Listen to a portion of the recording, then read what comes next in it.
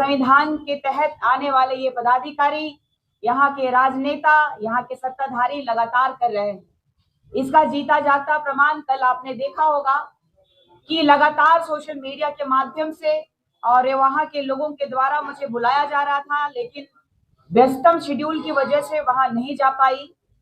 और कल जब गई वहां पे तो देखा मैंने वहां का दृश्य बहुत ही मार्मिक था, बहुत ही गंभीर था।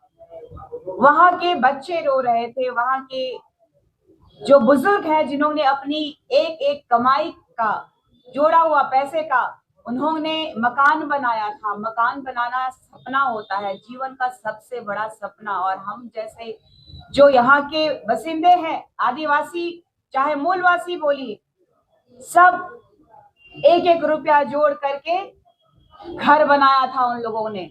और ये सरकार जो कह रही है, ये प्रशासन जो कह रहा है कि हाई कोर्ट का आदेश है, हाई कोर्ट का आदेश है, तो ये देखिए, ये इतने सारे डॉक्यूमेंट्स जो कुछ एक घरों के बस है, जो रैयतों का है, जिनके पास में मोटेशन पेपर है, यहाँ के सीओ ने मोटेशन किया, यहाँ के सरकार का, यहाँ के संविधान के तहत आने वाले जितने कर्मचारी हैं वो भी देखें कि किस तरीके से नगर निगम में उन्होंने नक्शा पास करवाया है, किस तरीके से उनका जमीन का एक एक रसीद काटा हुआ है। अगर संविधान में विश्वास रखता है, अगर नियमावली में विश्वास रखता है, अगर पदाधिकारियों में ये जनता विश्वास रखता है, तो जनता का जो दुख है, जनता का जो दर्द है, उसको कौन खत्म करेगा?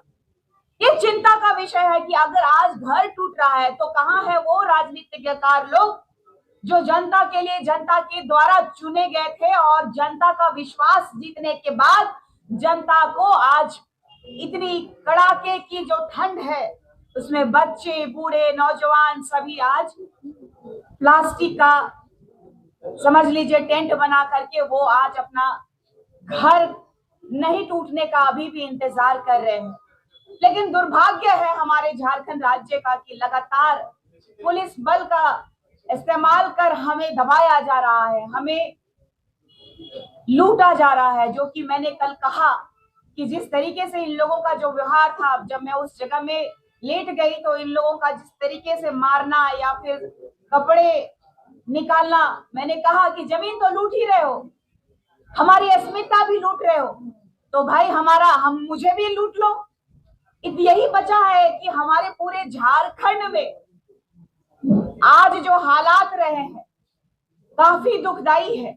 एक तरफ हम अपने जमीनों के लिए लड़ रहे हैं, लगातार संघर्ष कर रहे हैं, एक तरफ हम अपने समाज की रक्षा के लिए लगातार अपना धर्म और संस्कृति के लिए लड़ रहे हैं, और साथ ही साथ देख लीजिए कि क्यों हम आदिवासियों के साथ ही इतना ज्यादा दुर्व्यवहार किया जा रहा है। आप देखिए कि जो चतरा गई थी, इससे पहले भी चतरा गई, एक दिन पहले चतरा गई थी, वहां पे माइनिंग जो है, पत्थर माइनिंग को बंद नहीं कराया गया। कितना इस सरकार का प्रेशर है, दबाव है कि किस तरीके से माफियाज जो है, चाहे बालू माफिया हो, चाहे जमीन माफिया हो, चाहे कोयला माफिया हो, चाहे पत्थर माफिया हो, लगातार हमें शोषित कर रहे हैं। वहां महज 20 मीटर में स्कूल है, बच्चों का स्कूल, वहां घर है, उसको भी उन लोगों ने पुनः चालू कर दिया। जिस दिन मैं गई उस दिन डर से प्रशासन बंद करवाया, लेकिन मेरे वहां से जाने के बाद तुरंत वहां चालू करा दिया गया। जबकि वहां सीओ साहब आए थे, ये लिख के गए कि वाकई इस माइनिंग क्षेत्र के अंतर्गत ही आ रहा है कुछ घर, और वहां पे सरना स्थल है और यहाँ पे स्कूल बिल्डिंग है। उसके बावजूद इस सरकार में जनता का कोई सुनवाई नहीं हो रहा है। एक उम्मीद था, इस भारत देश का न्याय का मंदिर में विश्वास था, लेकिन वहां पे भी इन कागजातों को भी सही नहीं ठहराया जा रहा है। तो फिर ये जो नगर निगम का जो ये पेपर्स है, या फिर उनके जो मोटेशन किए हुए पेपर है, उनकी जो रजिस्ट्री की हुई पेपर है, उनका जो रसीद कटाने का पेपर है, तो ये क्या है? कहाँ छल हो रहा है हमारे साथ? ये झारखंड किस कगार में जा रहा है? क्यों हमें शोषित किया जा रहा है? इस बात का दुख है मुझे। इस बात का दुख नहीं है कि मुझे मार दिया गया, मुझ पे केस कर दिया गया, मुझे इसका दुख नहीं है। मुझे दुख है हमारे लोगों का, जिनका घर उजड़ गया, जिनका जमीन छिना गया, उनको जो बिना मुआवजा दिए हुए ये सरकार जो अधिग्रहण कर ली, कौन इसका जिम्मेदार है? पूछता है यहाँ का जनता। और केंद्रीय सरना समिति प्रखरता से इस पर कार्रवाई करेगा। और अगर वाकई इस झारखंड राज्य में आदिवासियों के और यहाँ के मूल वासियों के हितैषी हैं, तो यहाँ की जनता को विपक्ष का काम खुद ही करना होगा। मैं कल भी बोली, मार खाते खाते बोली कि यहाँ की जनता ने जिनको वोट दिया और जो जनता के हितैषी बनते हैं वो कहाँ है?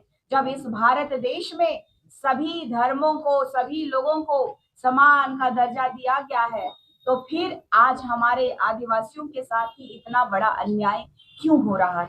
ये दुर्भाग्य का विषय है।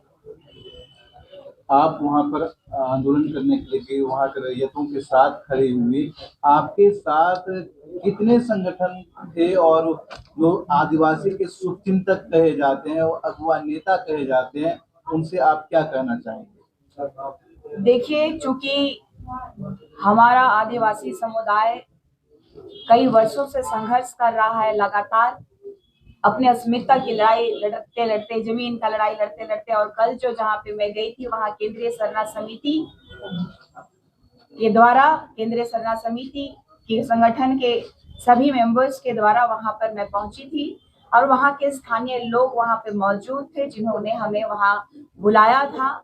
और अब जो सिचुएशन रहा वो आप लोगों के सामने है, समक्ष में है, कि हमने कहा कि बुलडोजर रोक दो, उन्होंने बुलडोजर रोक दिया। वो बुलडोजर को मैंने कहा वापस करो, वो बुलडोजर वापस ले रहे थे। लेकिन उसके बाद जो हुआ वहां पे प्रशासन के द्वारा, वो आप लोगों के समक्ष में और पूरे झारखंड वासियों के समक्ष में, भारतवासियों के समक्ष में ये पूरा परिदृश्य जो है, जो बर्बरता है, वो दिखाई दिया है। ये मैं नहीं, ये यहाँ झारखंड की जनता जो कि मुझसे प्यार करते हैं और यहाँ रहते हैं, जिनके लिए मैं संघर्ष कर रही हूँ, जिनके लिए मैं लड़ रही हूँ, वो निर्णय करेंगे कि इसका क्या करना चाहिए। और मुझे लगता है कि हमारा जो संघर्ष है, ये ना प्रशासन मुझे रोक सकती है, ना यहाँ के राजनीतिक तंत्र रोक सकते हैं। मेरा संघर्ष जारी रहेगा। मेरी जहां जरूरत होगी हमारे आदिवासियों को, हमारे मूल वासियों को, मैं उनके लिए वहां पे खड़ा रहूंगी और हमारा केंद्रीय सरना समिति खड़ा रहेगा। और लगातार हम जल जंगल जमीन और अपना अस्तित्व को बचाने का काम करेंगे। मैंने बार बार कहा है कि ये 20 साल की काली रात के बारे में पढ़िएगा। पंकराज बाबा कार्तिक उरांव जी ने आदिवासी अस्मिता के बारे में, हमारे विकास के बारे में, हमारे बारे में काफी गहराई से लिखा है। इन्होंने बताया है कि कैसे हमें छला गया, कैसे हमें ठगा गया।